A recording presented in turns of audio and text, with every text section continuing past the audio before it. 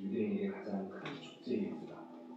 이스라엘인들이 이집트에서 탈출한 일을 기념하기 위해 예루살렘으로 몰려옵니다. 예수님의 예루살렘 입성은 사람들에게 많은 관심을 불러일으켰습니다. 선지자 사례가 이어진 대로 새끼나귀를 타고 오는 유대인의 세왕 모습 그대로였습니다. 이스라엘 백성들은 예수님의 예루살렘 입성을 축하하기 위해 종려나무 가지를 흔들었습니다. 그리스도의 사명을 완수하는 인류 역사상 가장 중요한 주간이 지속되었습니다. 하나님의 어린 양이자 진정한 왕의 왕. 6월절은 유대인에게 가장 중요한 세 가지 중요한 절기 중 첫 번째입니다. 이집트의 속박에서 이스라엘의 구원을 기념하는 것입니다. 출애굽기 12장에 하나님께서는 첫 달 10일에 흠이 없는 어린 양을 선택하라고 명하셨습니다. 선택된 어린 양은 그들의 집으로 옮겨졌고 4일 동안 그들의 가족과 함께 살게 됩니다. 15째 날이 시작되기 전날 저녁에 어린 양을 죽였습니다. 용선주에 가는 어린 양의 피가 이스라엘의 죽음을 대신하는 것입니다.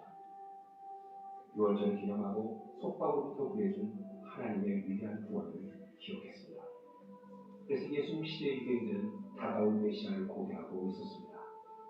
그들은 6월절에 오신 예수님이 로마의 압제로부터 그들을 구원해 줄 것을 믿었고 6월절 직전에 예수님은 예루살렘으로 가는 마지막 여행을 시작했습니다.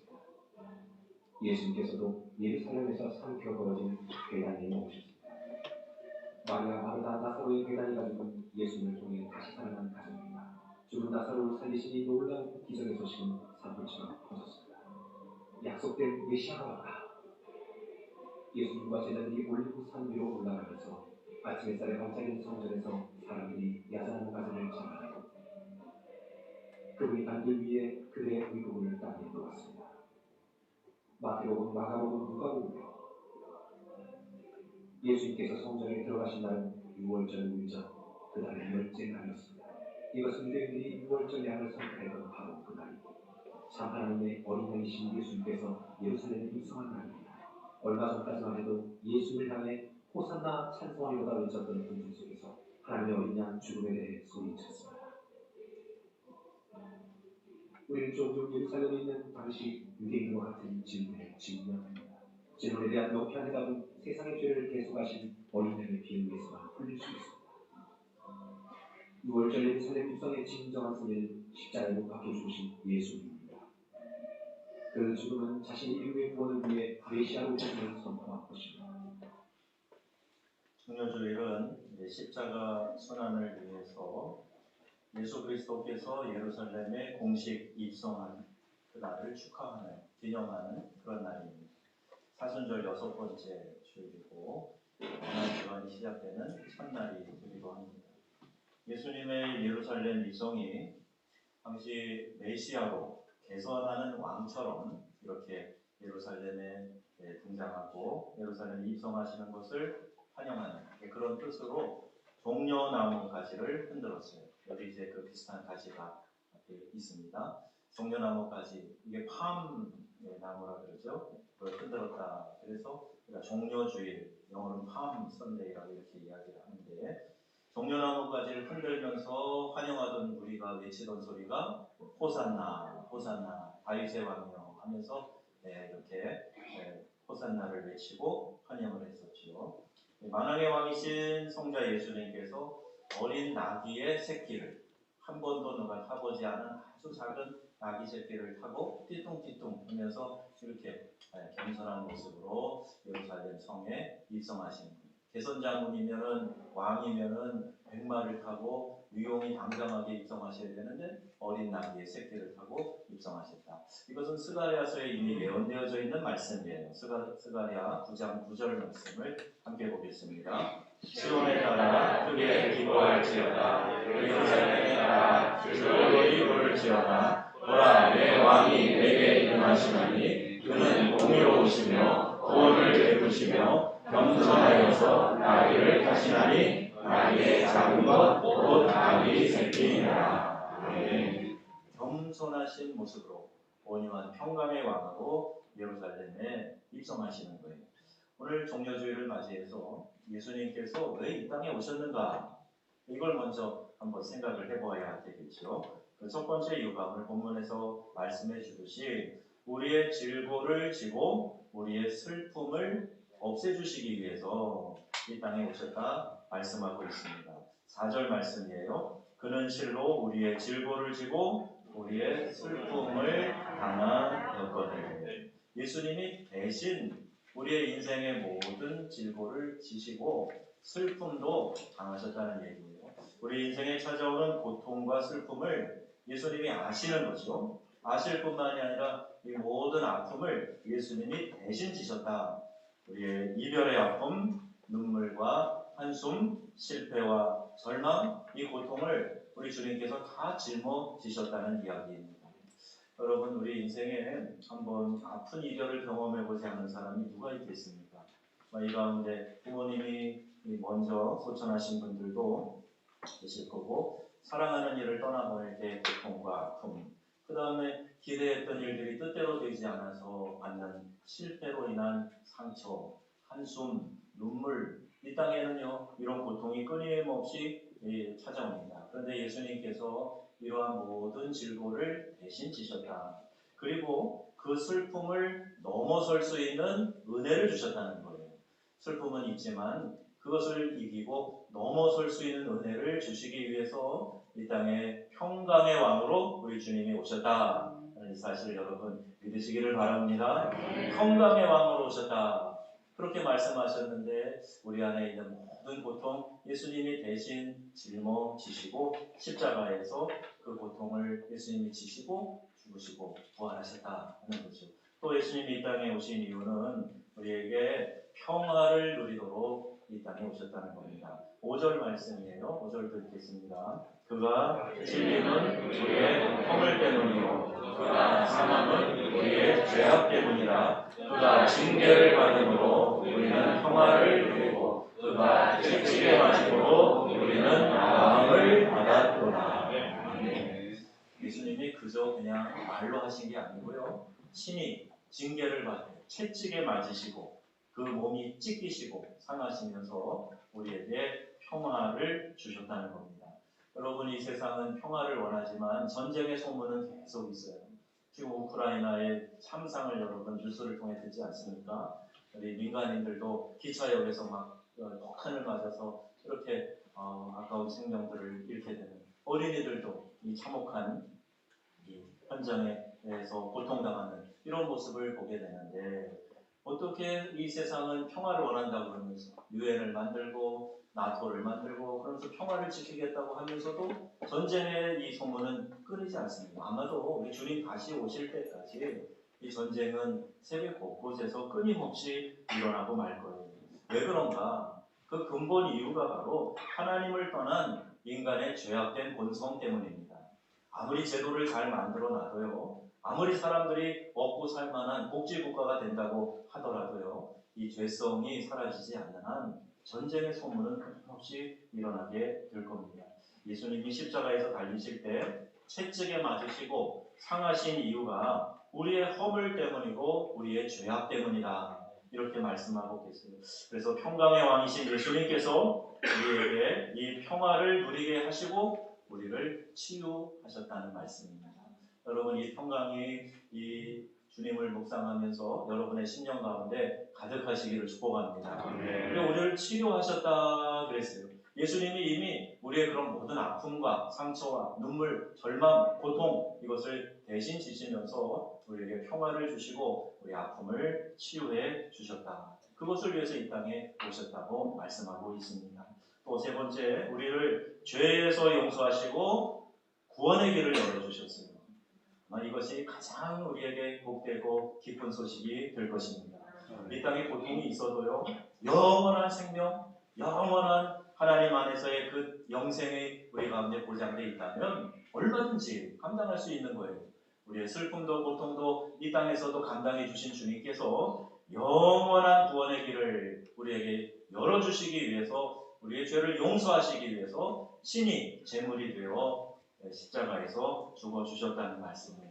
이 6절 말씀에 이사야를 통해 예언된 말씀을 함께 읽습니다. 우리는 다 양 같아서 그릇 행하여 각기 제 길로 갔거늘 여호와께서는 우리 모두의 죄악을 그에게 감당시키셨도다. 사람들이 많이 자서전을 냅니다. 그런데 전기문 자서전을 보면 자기가 잘한 일들을 주로 많이 써요. 이 책도 일종의 자서전인데 이성구 목사님이 팔레스 호텔 서울에 건설하고 큰 건설업도 하시고 이러던 분이신데 그 인생의 부끄러운 부분도 이 책에 담으셨다고 그래요. 그런데 어쨌든 다 읽어보면 훌륭한 분이다 생각을 하게 만드는 그런 책입니다. 아마 이 책이 여러분의 인생을 담은 책이라고 한번 가정을 해볼게요. 여러분이 태어나실 때부터 1950년생 몇 월 며칠 몇 시 태어난 날부터 돌아가시는 날까지 모든 일이 낱낱이 기록되어 있는 책이라고 한번 가정을 해보세요. 내가 날 때부터 있었던 모든 일들뿐만이 아니라 내 마음속에 품었던 생각까지도 낱낱이 기록되어 있는 책이 여기 있다. 그러면 여러분 이 책을 출판사에 가가지고 막 10,000부, 20,000부 찍으셔가지고 사람들에게 막 돌려주실 자신이 있으세요? 다 없으신 것 같아요. 저도 자신이 없습니다. 여기에는 자랑할 만한 내용도 물론 있겠지만 그러나 부끄러운 부분도 있습니다. 내 마음의 생각까지 담겨있다 그러면 더더욱 그렇겠죠. 그러니 이것을 어떻게 공개적으로 사람들에게 다 돌려줄 수가 있겠습니까? 그런데 중요한 것은요. 이 책이 이것보다 더 자세하게 낱낱이 기록되어 있는 우리의 모든 인생이 기록되어 있는 것이 하나님 앞에서 심판주이신 우리 하나님 앞에서 펼쳐지게 되고 여기에 기록한 것을 우리 하나님이 다 알고 계시다는 거예요. 그러니 여러분 이것을 가지고 내 인생이 기록된 이것을 가지고는 어느 누구도 구원받을 자신이 있다 얘기할 사람 아무도 없습니다. 그러니 여러분 하나님은요 여기 담긴 우리의 죄라고 합시다. 이 죄를 미워하세요. 공의로우신 하나님이시기 때문에 죄를 용납하실 수 없는 겁니다. 이슬람교나 다른 종교처럼 선행과 악행을 달아보는 것도 아니에요. 하나님은 이 죄를 철저히 벌하셔야만 하는 공의로우신 하나님이세요. 내가 죽어야 되는데 내가 벌을 받아야 되는데 그런데 하나님께서 우리를 위해서 해결하신 방법이 있습니다. 그게 바로 예수 그리스도입니다. 예수 그리스도는 죄가 없으세요. 아무 죄가 없으세요. 그런데 오늘 6절 말씀처럼 우리는 다 양 같아서 지 멋대로 지 고집대로 그릇 행하여 각기 제 길로 갔거늘 여호와께서는 하나님 우리 아버지께서는 우리의 죄악을 그에게 예수님에게 감당시키셨도다. 이렇게 말씀하는 거예요. 지금 나에게 있던 죄가 누구에게 옮겨졌어요? 예수님에게 옮겨졌어요. 나는 지금 죄가 없고 그 죄가 예수님에게로 옮겨져서 예수님을 십자가에 달아서 처형하신 거예요. 누구 때문에? 나 때문에. 내 죄 때문에. 죄를 벌하셔야만 하는 하나님의 공의가 예수 그리스도를 십자가에서 처형하신 거예요. 그래서 예수님이 십자가에 달려 계실 때 절규하면서 외치신 것이 엘리 엘리 라마 사바타니 나의 하나님 어찌하여 나를 버리시나이까.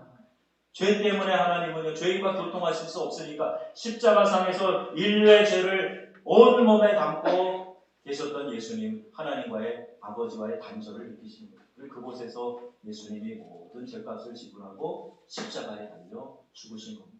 내 죄가가 예수님에게로 옮겨졌습니다. 그래서 우리에게 구원의 길을 열어주셨습니다.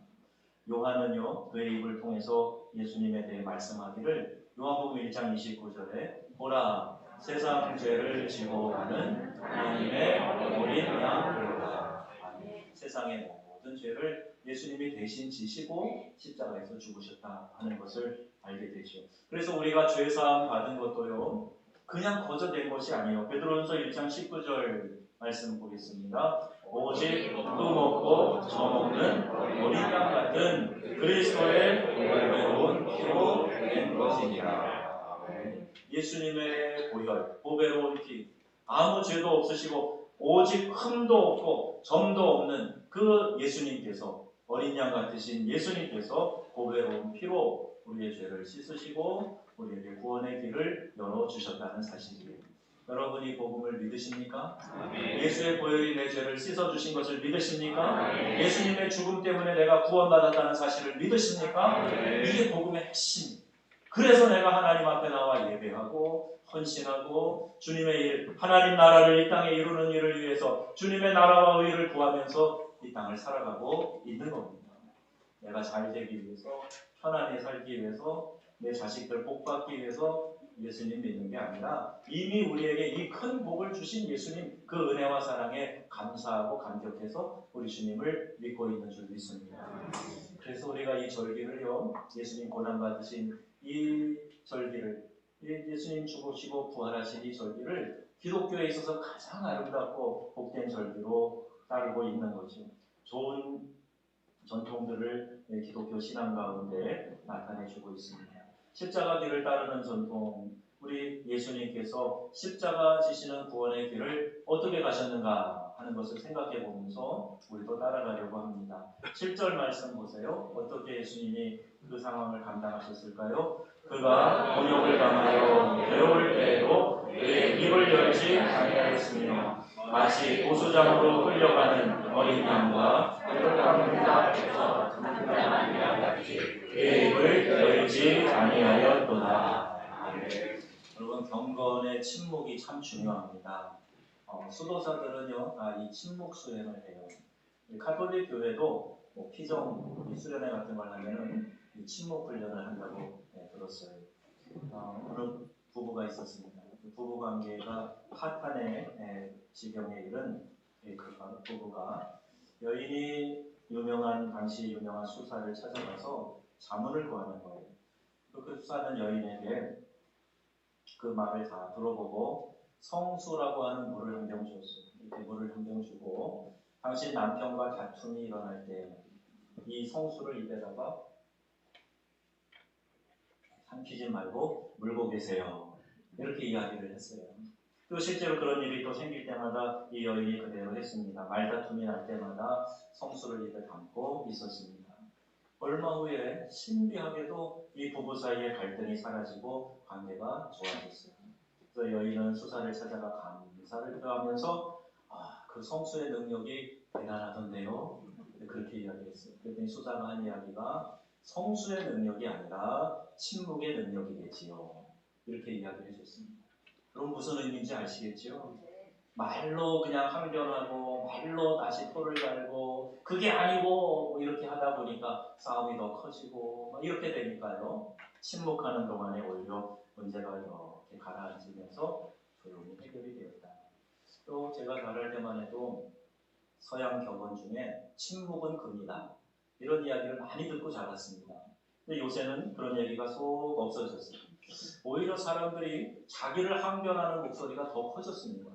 SNS가 활발하게 이렇게 보편화되면서 이제 내 사고를, 내 사상을, 내 주장을 여과 없이 막 서슴없이 쏟아내는 그런 상황에 우리가 살고 있어요.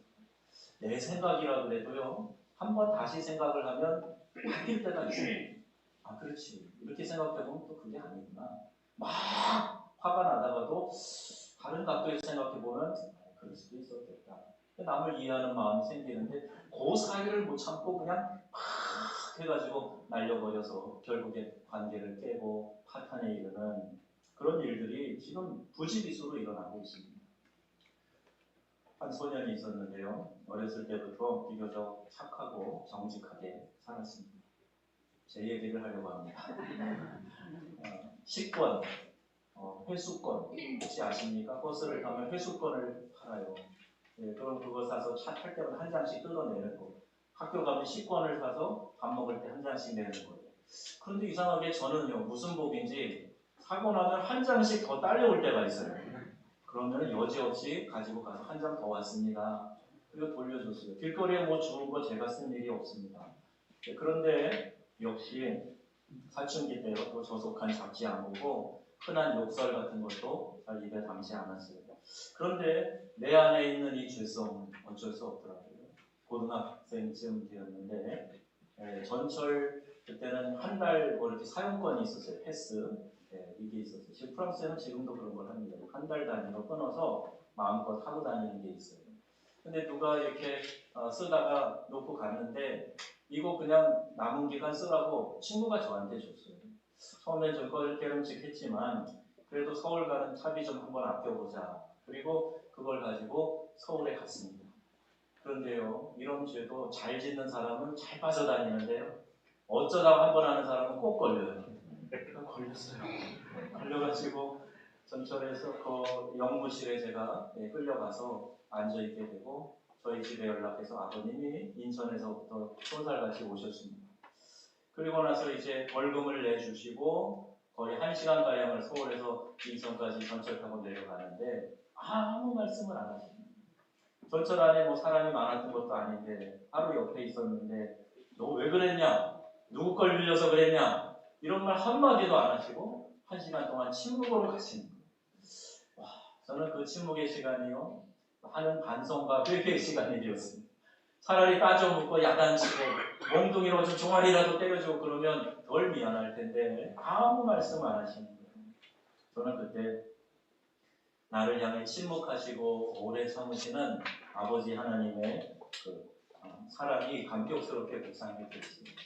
누가복음 15장의 탕자 이야기를 제가 말씀을 전하거나 묵상할 때 꼭 그 생각이 납니다.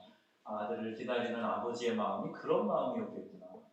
따져 묻으려고 기다리신 게 아니라 그냥 덮어주고 용서해 주려고 언제든지 돌아가라. 이렇게 사랑으로 침묵하며 기다리셨겠구나. 이런 생각입니다. 많은 말보다 침묵이 더 힘이 있을 때가 많이 있습니다. 말을 많이 해서 사람을 설복시키는 거 거의 불가능해요. 침묵함으로 기다려줌으로 사람의 마음을 바꾸는 것이 훨씬 더 효과적이다. 이런 북풍과 이 햇빛의 이야기 알고 계시죠? 이솝의 우화에 나오지 않습니까? 그래서 우리 한 정부에는 햇볕 정책이라는 것도 북을 향해서 사용하고 했었지요. 의미가 있는 거예요. 북풍을 불어갖고 센 바람을 불어서 외투를 벗기려고 했는데 벗겨지기는커녕 오히려 웅크리고 감싸고 우리의 마음도 그와 비슷합니다. 떼제라고 하는 프랑스의 리옹에서 좀 밑에 가면 그쪽에 공동체 모임이 있습니다. 거기 가면 조용히 하나님과 교제하면서 기도하는 침묵의 기도를 해요. 떼제에서 사용하는 십자가로 보는 그림이 있거든요. 그제 여기 옆에 신광교회 목사님 목양실에 가서 차 한잔 하는데 그게 있는 거예요. 목사님 떼제 다녀오셨어요? 아니요, 그냥 누가 선물로 줬어요. 저는 여름이면 매년 여름이면 한 번씩 갔었는데요. 약으로 입고 왔는데 조용히 묵상하는 그런 시간이 있어요. 사람들에게는요, 하나님께 직접 나가서 대화하고 기도하고 사람들에게는 말을 아끼고 침묵하는 그런 영성, 이런 영성이 오늘 우리에게 필요합니다. 이 종려주일에 예루살렘에 입성하실 때 예수님의 모습을 우리가 한번 살펴보면서 그 의미와 교훈을 몇 가지 더 생각해 보려고 합니다. 초대교회 성도들은 고난주간을 위대한 주간이다 이렇게 칭할 정도로 교회의 큰 명절로 삼았습니다. 지금도 이 부활절 절기가 기독교의 가장 큰 절기라 말하지 않습니까? 왜 초대교회 성도들이 이 주간을 그렇게 중요한 기간으로 지켰는가?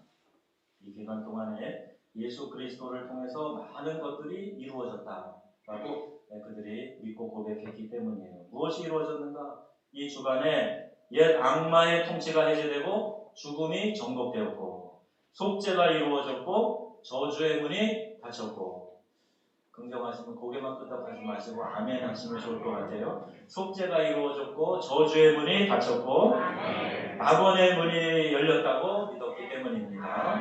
특별히 인간과 하나님 사이의 장벽이 무너지고 하늘의 평화가 가득한 것을 경험하게 되었고, 구원의 역사는 예수 그리스도의 십자가 죽음으로 말미암아 이루어졌기 때문입니다. 근데 그것이 이 주간에 다 이루어졌다 믿고 고백했기 때문에 기독교 신앙에 있어서 가장 위대한 주간이 바로 이 주간이라는 거죠.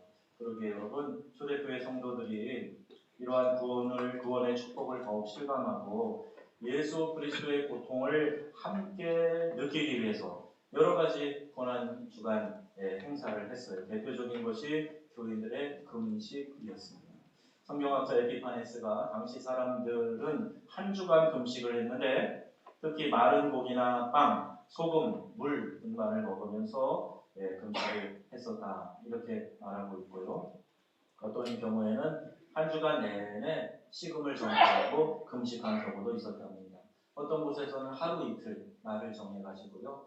우리도 가끔 그렇게 하지 않습니까? 성금요일 또 그 한 날을 온전히 못하면 예수님이 십자가에 달리셨을 것던 경호부터 오후 3시까지 금식하면서 같이 기도하고 그리스도의 고난을 묵상하지 않습니까? 크리소스톰 황금의 입이라고 하는 이 초대교회 교구가 이 주간 동안 가난한 자들에게 자선을 베풀곤 하였으며 도움이 필요한 자들에게 도움을 주는 관습이 있었다. 이렇게 기록했어요. 또 이 기간에는 종들에게 휴식과 자유가 주어졌습니다. 황제는 죄수를 석방하는 이런 사면 조치를 하는 특별 조치도 있었고요. 모든 소송과 법정의 재판을 중지하기도 했습니다. 특별히 예수님이 배반당하셨던 목요일, 그때는 제자들과 함께 최후의 만찬을 하시지 않습니까?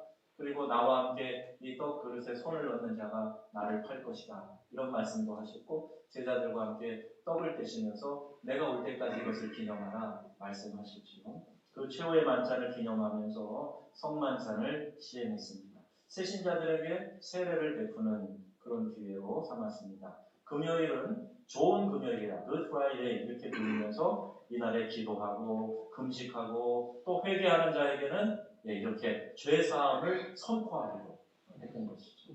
그리고 부활절 날에도 여러 가지 종교 행사를 가졌는데 교회 역사가로 유명한 유세비우스가 있어요.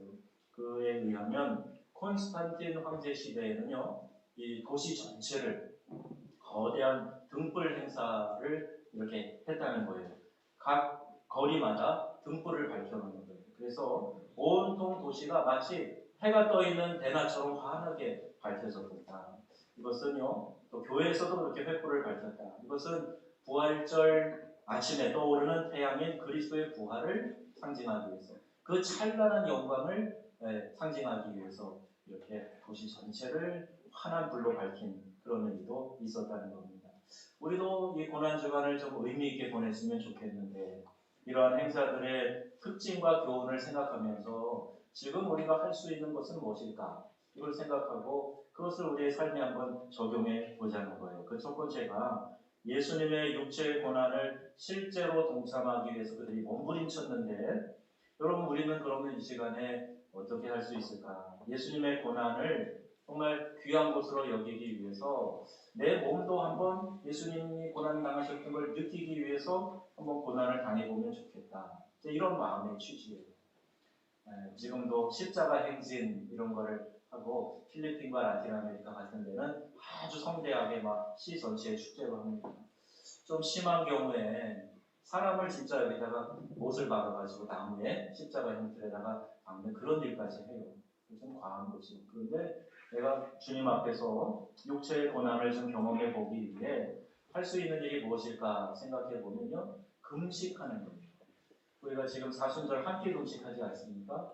이 금식은 흉악한 결박을 푸는 것이다 성경 말씀하는데 금식을 하는 내 육체의 소욕을 죽이는 겁니다. 내려놓는 거예요. 그래서 금식하면서 평소에 하나님이 내게 주시는 은혜를 생각하면서 그리스도의 고난에 동참하는 거죠. 우리가 다 잘 먹기 위해서 요새는 너무 잘 먹어가지고 오히려 몸의 균형을 깨뜨리고 문제를 일으키는데 이때 금식하면서 예수님의 고난을 한번 묵상해보자.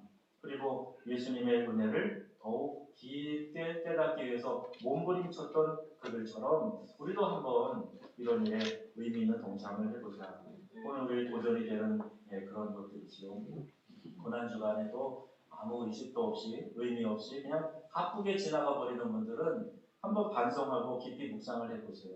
어떤 고난에 동참하면 좋을까? 나는 이 주간에 절대 오락 같은 거 하지 않겠다. 나의 즐거움을 위해서 어떤 쾌락을 쫓아가는 일, 내가 좋아하는 거 하지 않겠다. 내가 영화를 늘 봐야 되는 그런 취미를 가지고 있다면 이 기간만큼은 내가 그것도 좀 참가해 봐야 되겠다. 친구 만나서 막 해보고 떠들고 웃는 것보다는 그래도 말씀 묵상하고 조용히 한 주간을 좀 보내봐야 되겠다. 이런 육체의 고난에 동참하려는 노력 우리 모두에게 있어지기를 바랍니다. 고난 주간을 의미 있게 보내는 첫 번째. 그리고 두 번째는요. 그리스도의 고난에 동참할 뿐만이 아니라 형제의 고난에도 동참하는 아름다운 신앙의 전통을 그들이 보여주었어요.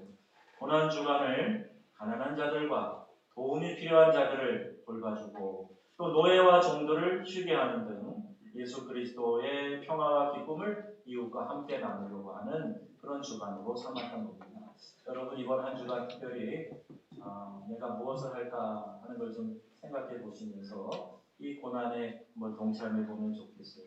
그리스도의 고난이 이 이웃들에게 어떤 의미가 있는가 하는 것을 한번 실천해 보는 거죠. 사랑의 나눔, 우리가 지금 쌀떡을 갖다 놨어요. 2kg씩 이렇게 비닐에 담아서 여기다 놔뒀습니다. 우리 중에 누구도 괜찮아요. 내가 좀 쌀을 좀 갖다 먹어야 되겠다 그러면 가져가시면 됩니다. 여러분 주변에 우리 이웃 중에서 좀 어렵게 사는 분이 계시면 눈치 보지 말고 와서 쌀 그냥 꼭 가세요. 그냥 하나만 가져갑니다. 한 번에 하나만, 하루에 하나. 그렇게 하고 여유가 있으면은 또 와서 이렇게 봉투에다가 비닐에다 쌀을 담아서 거기다 넣어주고 그러면서 이렇게 나누는 이 때거리가 없어서 고생하고 고민하는 사람들이요 우리 주변에 많이 있어요. 우리가 몰라서 그러지요. 그래서 부끄러워서 못하는 분들도 있고 또 이제 홀 사모 되신 분들 목회자에 아니었던 분들 또 은퇴하신 목사님들 그런 분들도 사실 부끄럽지만 내가 그 용기를 내서 한번 그 운동에 동참하는 그런 예들을 많이 듣습니다. 우리 주변에 어려운 사람들에게 작은 나눔의 실천을 하는 것, 우크라이나와 같은 전쟁 지역에 피해 아동을 돕는 것, 사순절 한 끼 금식하면서 어려운 지역에 생각하면서 기도하고 물질을 주면서 그들에게 사랑을 나누는 것, 이게 이웃 사랑을 실천하는 것 아니겠습니까?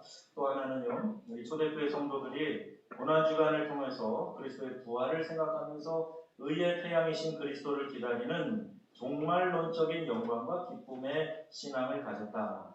그래서 도시마다 횃불을 밝혀놓고 교회마다 집집마다 등불을 켜놓고 예수 그리스도의 부활을 바라보면서 찬양하는 한 주간을 보냈다.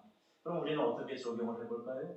우리 가정에서 날마다 가정 예배를 드려보면 어떨까요? 날마다 하나님 앞에 찬송을 드리는 시간을 가져보면 어떨까요? 우리 고난 주간에 성경 구절을 이제 여러분 나눠드릴 텐데 그 성경 구절을 매일 읽으면서 큰 소리로 읽으면서 하루를 보내면 어떨까요?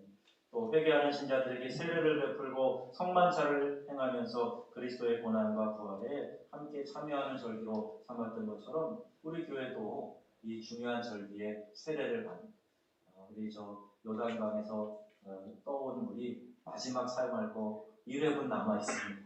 이번에 여러분 세례 받으시면 잘 걸려있는 요단강 물로 세례를 받으십니다. 부활절 축제, 감격의 찬양을 올려드리는 부활절 새벽 예배. 우리 부활절 아침 새벽에 작년에도 많은 분들 나오셨는데 아침 일찍 나와서요. 우리 예수님 재림하시는 예수님 맞이하는 마음으로 우리가 들림받은 그 모습을 연상하면서 하얀 옷을 입고 나오신 분들도 많이 계셨어요. 그렇게 주님을 맞이하는 날, 감격스러운 날 삼을 수 있을 거라고 생각이 됩니다. 우리에게 밝은 광명을 주시고 부활하신 예수님을 기다리면서 고대하면서 드리는 그런 절기가 되기를 바랍니다. 정말 이 고난주간 우리 성도들이 모든 일에 근신하며 예수 그리스도의 부활을 준비해야 됩니다. 말이나 행실로 하나님의 뜻을 거스르지 않도록 주의함으로 보내야 합니다. 짜증나는 일이 있고 화나는 일이 있고 그래도요 이번 한 주만큼은 여러분 그 인내를 생각하면서 성수를 내 입에 물었다 생각하고 침묵의 수행도 한번 해보세요.